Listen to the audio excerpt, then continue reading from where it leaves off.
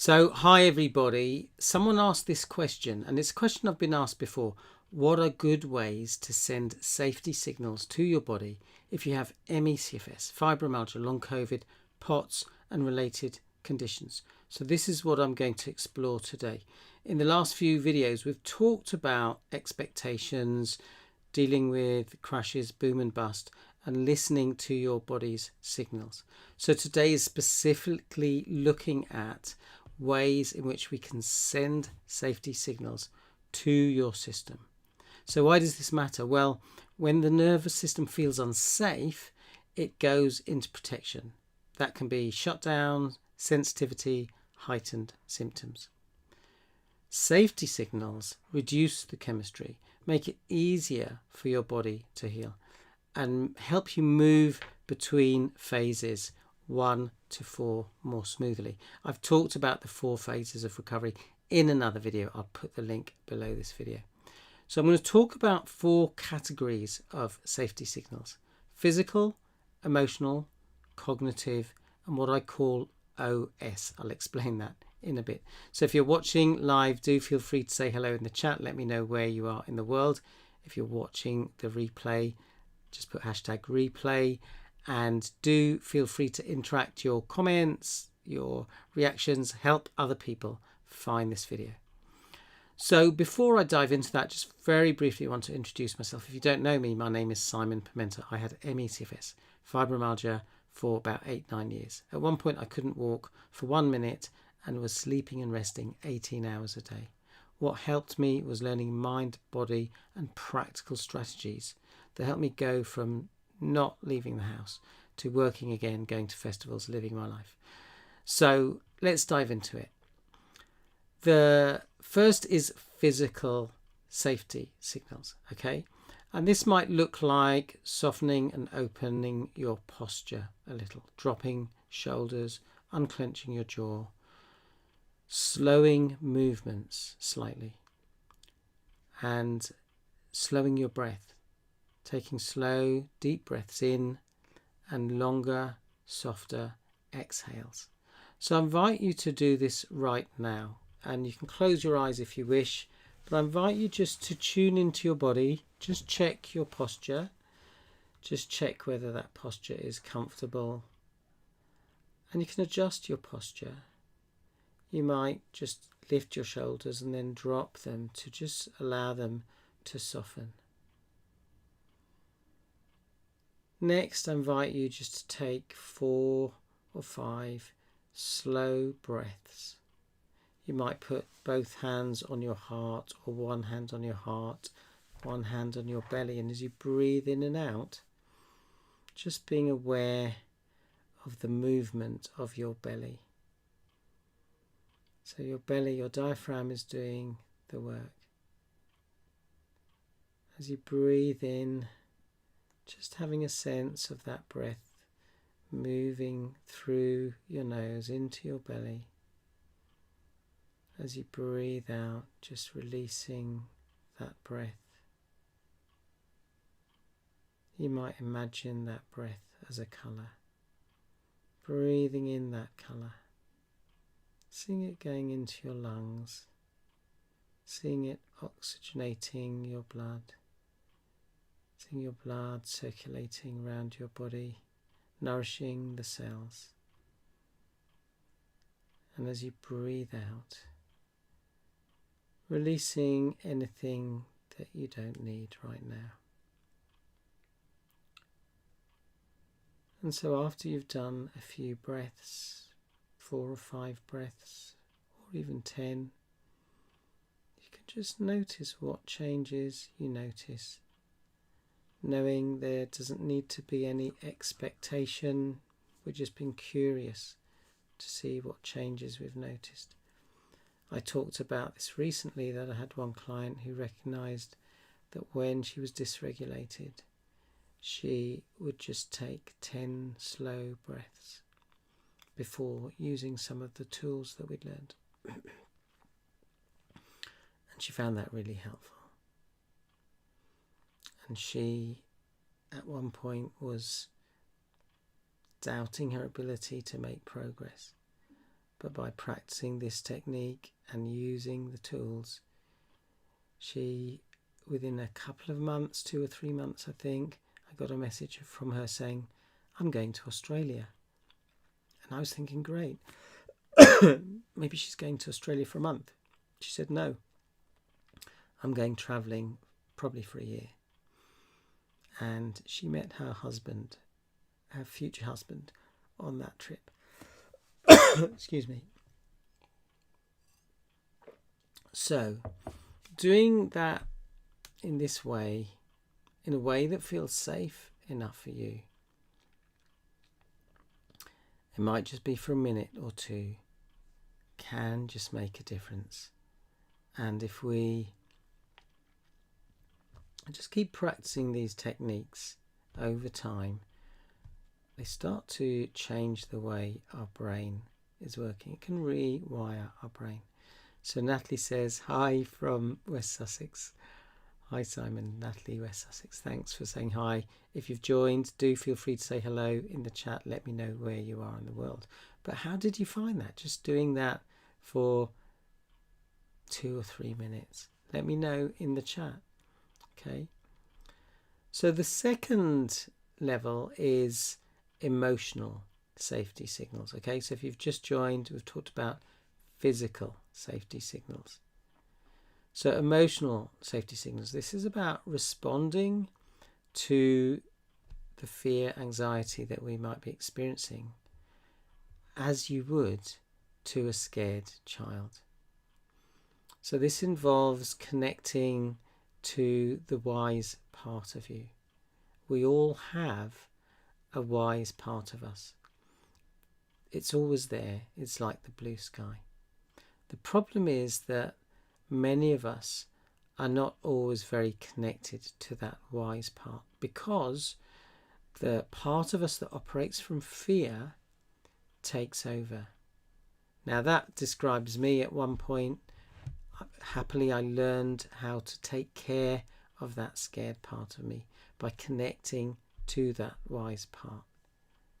So learning to connect to your wise part is a really important practice. So Patty says, hi from Patty in New Mexico. Hi Patty, nice to have you join. So again, I invite you just to close your eyes for a moment, as long as it's safe to do so. And I invite you to just contemplate that you have got a part of you that is wise.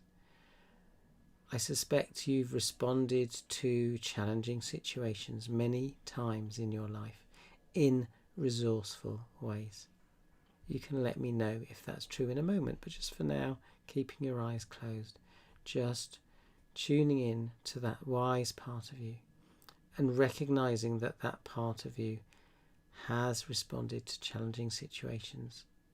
That part of you has the capacity for patience, peacefulness, playfulness, has the capacity for pragmatism, seeing the bigger picture, keeping things in perspective. And that's what the opposite of what that fear part of us does. That fear part can magnify small events, like maybe I've overdone it, I'm experiencing symptoms. In the great scheme of things, that's a small event. If we focus on it, if we magnify it, then actually it can make the symptoms last longer. And I've worked with many people who've recognised that by responding to symptoms with curiosity, compassion and trust that this will pass, they have found, as have I, that those symptoms passed more quickly. So cultivating that connection to your wise self is really useful. And then that wise part of us can listen to the scared part, can acknowledge the scared part. And when that scared part of us feels heard and feels safe because it's being listened to, it can start to experience nervous system regulation. And now it's more receptive to reassurance and guidance. Okay, so helping that part of you, the scared part, feel heard can actually support regulation. And we can do this by saying, I hear you. I get that you're scared right now. It's understandable that you feel that way. And I want you to know that I am here. It's really useful to just cultivate that sense of, right now, my job is just to help you feel a little safer. We don't need to fix everything right now. So again, just let me know, how does that feel to be guided through that, just to connect to that wise part of you? Feel free to let me know in the chat. So the third level is cognitive safety signals. So this might mean looking round the room and noticing and acknowledging that right now, in this moment, I am safe. There is no immediate danger here. So when I'm working with clients, one of the things I get them to do is look around the room, in front of them, behind them, and to recognize that there isn't a tiger in the room. In this moment, they are safe. So Patty says, very good, it feels grounding, says Natalie. Thank you for that feedback. Okay, and so a little practice is, and again, you can just do this right now, is just focus on 3 things that you can see. So this practice is called orienting. So right now, just look at the room and focus on 3 objects, one at a time. Just noticing one object, the colour, the texture, the proximity to you of that object, the shape, the texture, the material it's made of. Now moving on to another object. Again, just noticing the proximity, the shape, the material, the different colours, etc. I'm actually looking at bottles of wine at the moment, so I'm noticing the font. Okay, and now a third object. Just noticing the colour, texture, shape of that thing, the proximity. And now I invite you to just notice 2 sounds. So I'll be quiet for a moment and just invite you to tune in to 2 sounds that you can hear.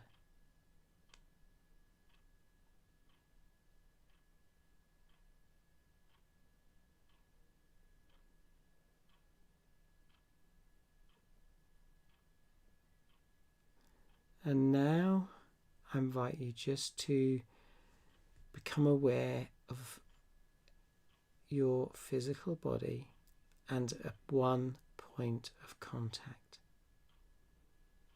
between your body and a surface that's touching your body. Might be your clothing or jewelry or whatever you're sitting or lying on. And as you do that, you can invite these gentle thoughts. Right now, I'm safe enough to take this breath. I'm safe enough to breathe slowly. Actually, breathing slowly is a signal to your brain that you are safe, because that's what we naturally do when we are safe. We breathe slowly and deeply. And even if you're experiencing an uncomfortable sensation, you could say, this sensation is uncomfortable, but it's okay. And that shifts from catastrophic thinking to steadier, grounding thinking. And that's something Natalie said, that it feels grounding when we did the last bit. So again, let me know how you found just doing that, going through the cognitive safety signals.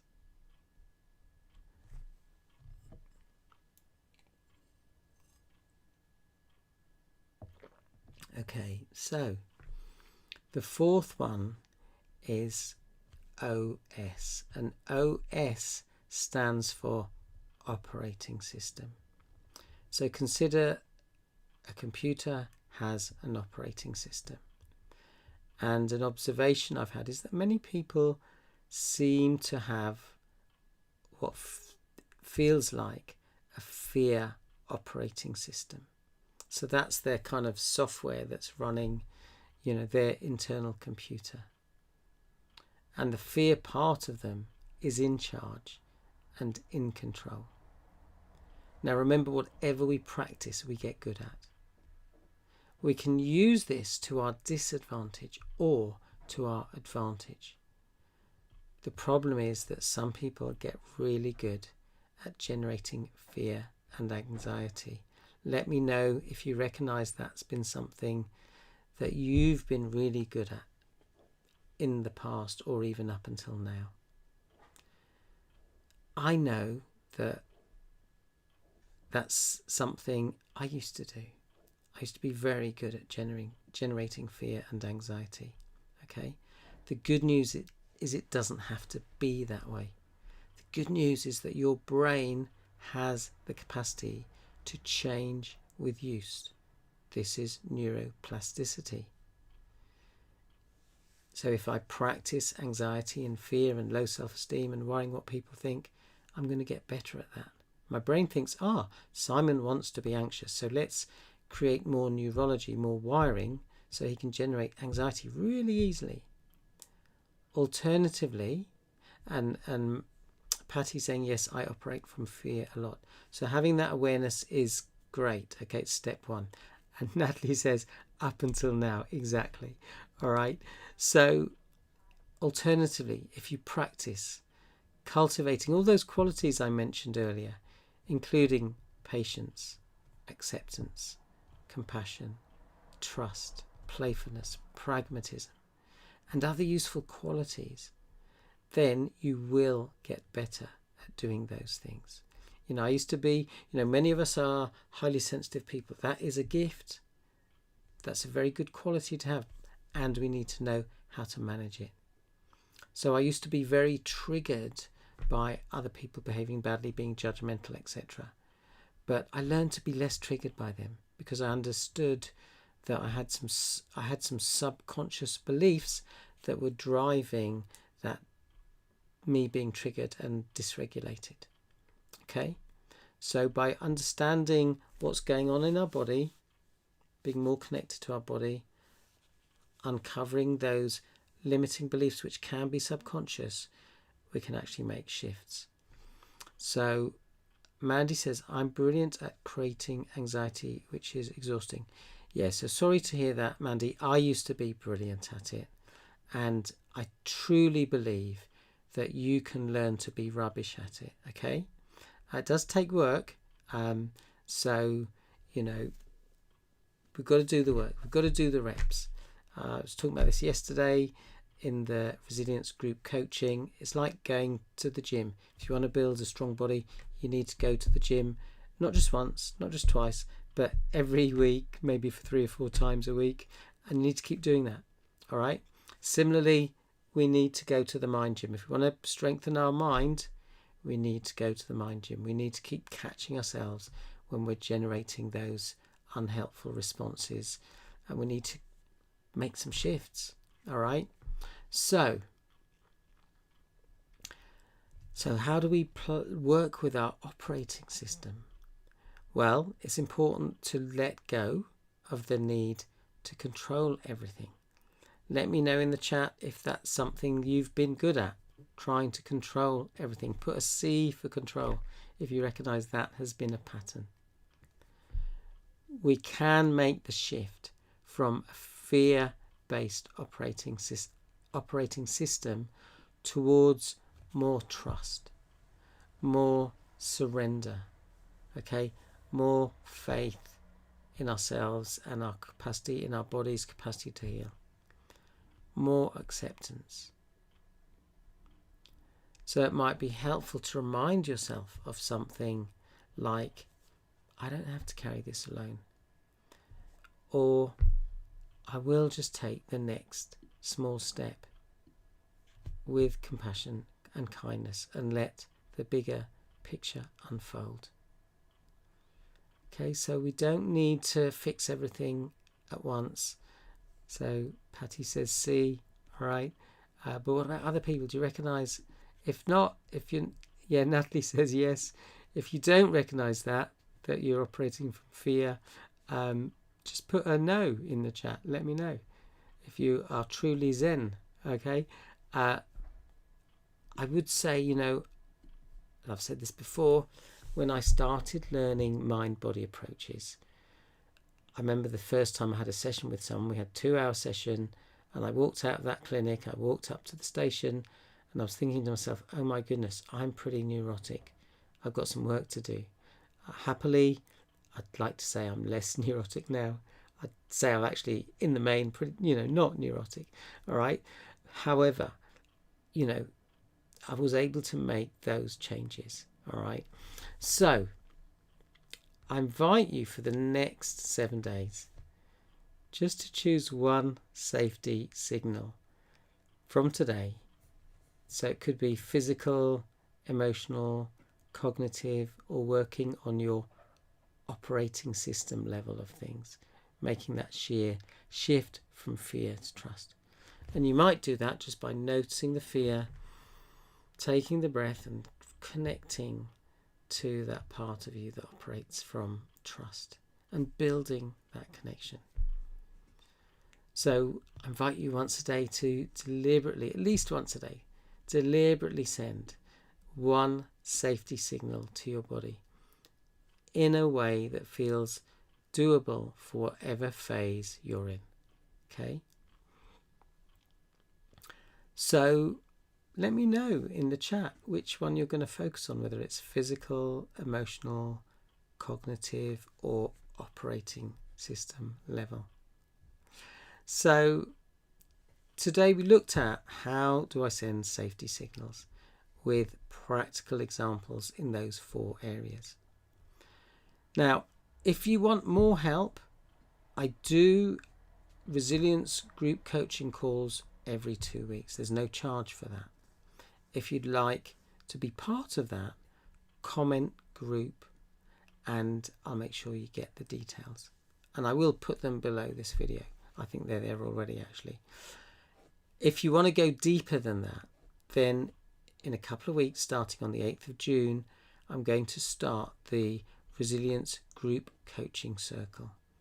This is where a small group of us will be meeting weekly, and I will be sharing concepts for you to practice. I'll also be working often with one person going quite deep, whereas with the Resilience Group Coaching, I work with someone for about 10 minutes or so. And in the Resilience Group Coaching Circle, we go deeper. If you'd like information about that, so that is chargeable, but there are 2 rates, full price and a concessionary rate, because I like to make what I do accessible to as many people as possible. Pop the word circle in the chat and I will share the information with you. So Natalie says, I probably need to work on my operating system. Awesome. So great that you have that awareness. So thank you everybody for joining me. I know some people are here and they've been quiet. That's completely fine. I've enjoyed having your company, even if you've been quiet, but feel free to share, your comments, feedback. It's all welcome. I don't think there's no negative feedback or there's no feedback that I'm not happy to receive. Ideally, I'd like people to be constructive, but all feedback is welcome. Okay. And if you've got any questions, let me know. There are no daft questions. Your question might help someone else. So dare to dream big dreams and dare to take steps, no matter how small, because they do add up. All right. Thanks for watching. Next week I am going to be away. I'm going to be in Greece on holiday for a few days. So I will be releasing a video that I did with someone called Lolita Mohini, who's an awesome human being. I will be releasing that video next week. For now, thanks for watching. Thanks for joining me. Keep going. You've got this. Wishing you great health. Bye for now. Last question. Hi Simon, I find it difficult to practice this safety. Could you please recommend meditation series for that? Okay, I have created some guided relaxation which I recorded live with people. I can put the link to those below this video, so look out for that. I'll put that there soon. Elena, have a lovely holiday. Thank you, Natalie. So bye everyone. Thanks for joining me. Bye for now.